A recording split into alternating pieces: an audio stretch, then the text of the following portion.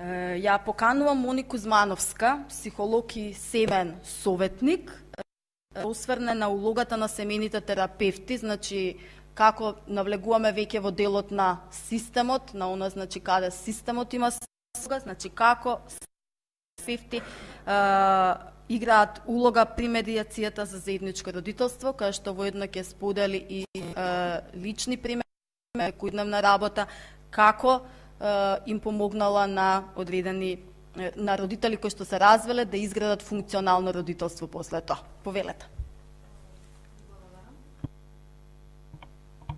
Ви благодарам. Веројатно јас би ставила акцент не толку колку јас имам помогнато на луѓе кои што се справуваат со бракоразводна постапка, туку лично го имам искусено моментот што значи да се и покреативат и законската рамка која што е таква каква што е во моментот. Јас сепак сум нашла начин да ведам рамноправно, да се каже рамноправно родителство или старателство во однос на мојот син. Зошто е важно? Јас би сакала да се надоврзам на она излагање на професор Славица Гајденовиќ, затоа што овде стварно ставивме фокус и битни децата. Не можеме да размислуваме системски ако не ги ставаме во перспектива и родителите и поширокиот семеен систем, како сето тоа делува. Имате двајца родители кои нешто се случува и имате дете кое што неминовно е дека ќе имате реакција од двете страни кон тоа дете. Сега, што е она што да речеме во одредена мера е пропуштено во нашата рева е дека првичниот страф на родителите кои што се решиле да поведат постапка за развод на брак е тоа што појдовната точка е секако има еден губитник, еден победник.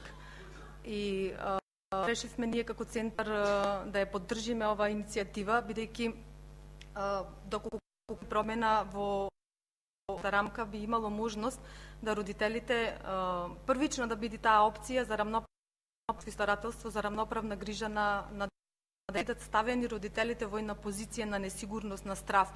Кој сега ќе го добие детето, како ќе го добие детето, дали јас имам време да го гледам, нема да имам, кој ќе решава, кој е тој што ќе решава колку време јас ќе поминам со моето дете, без разлика дали стан збор да родителството ќе го добие таткот или родителството ќе го добие мајката.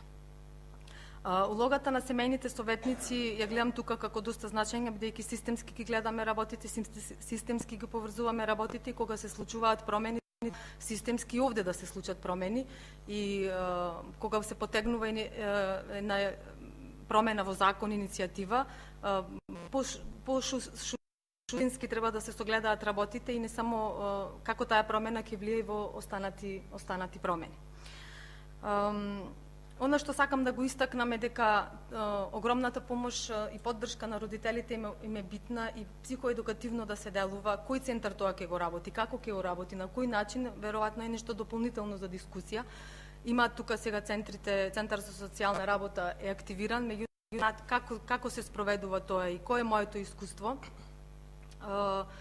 Јас не би сега тука да го поделам во однос на тој дел, меѓутоа можам со сигурност да кажам дека моите психолог и моите познавања како семеен советник многу делуваа во тоа како ќе се дели гледањето и грижата околу детето. Затоа го одредив овој дел за семејни советници, терапевти да бидат вклучени во овие процеси, бидејќи се стручни лица, се психолози, педагози, психијатри, социјални работници, кои што поминале одредена едукација, која што можеме да се пофалиме дека имаме еве тука во Институтот за брак и семејство алтернатива, европски призната и можеме Институтот исто така има искуство, долгогодишно работно искуство во однос на оваа проблематика. И можеме тука семејните советници многу да придонесеме во амортизирање, да речеме, на оваа проблематика и во подигање на свесност кај родителите колку е битно да остане на таа алијанса, на родителска алијанса. Тука спомнавте дека треба да биде децата да чувствуваат стабилност, сигурност, константност. Во животот се е променливо, работите течат и се менуваат. Меѓутоа, она што може двајца родители да постигнат е во однос на родителската алијанса.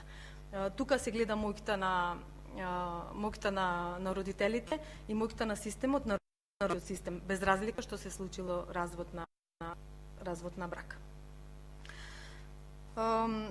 Она што сметам дека од исклучителна важност кога се случува една семејна системска медијација, изготвување на еден родителски план. Во тој родителски план, каде што би биле вклучени подеднако двајцата родители, и фокусот би бил ставен во интерес на детето. Она што е битно за детето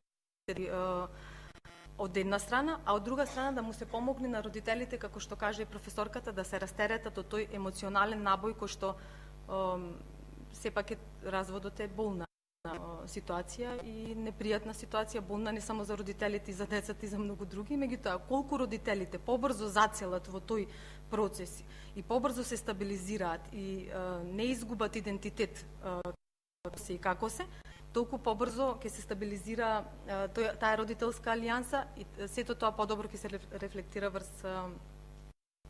детето.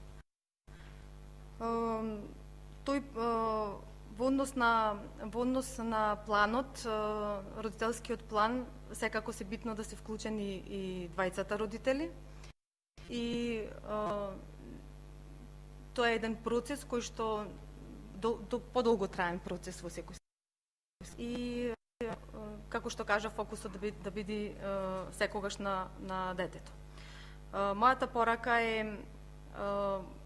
порака како психолог и како семејен е да ако не можете сами да направите дистинкција помеѓу што е тоа партнерска врска и какви се конфликтите во партнерската релација и она што се вика родителска алијанса, побарајте стручна помош, затоа што е битно вие да бидете една фигура, родителите да бидат една фигура и да рефлектираат стабилност врз детето. Само така можеме да ги заштитиме децата, да не истиме како минско поле или како бомби во една така наречена војна која што може да се влече по институции подолбременски.